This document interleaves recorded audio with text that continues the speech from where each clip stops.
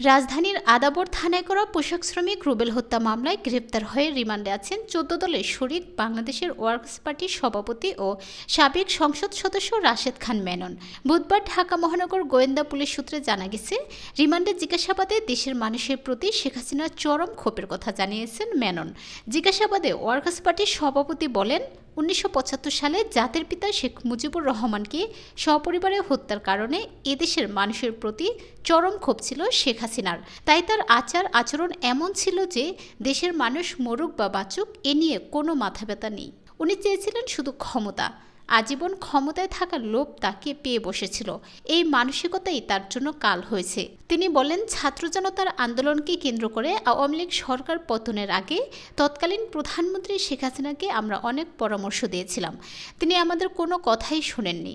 রাশেদ খান মেনন বলেন, শেখ হাসিনাকে আমরা বারবার দেশের অর্থনৈতিক দুরবস্থার কথা মনে করিয়ে দিয়েছি, ছাত্র জনতার দাবি মেনে নিতে বলেছি, তিনি আমাদের কোনো কথাই কর্ণপাত করেনি।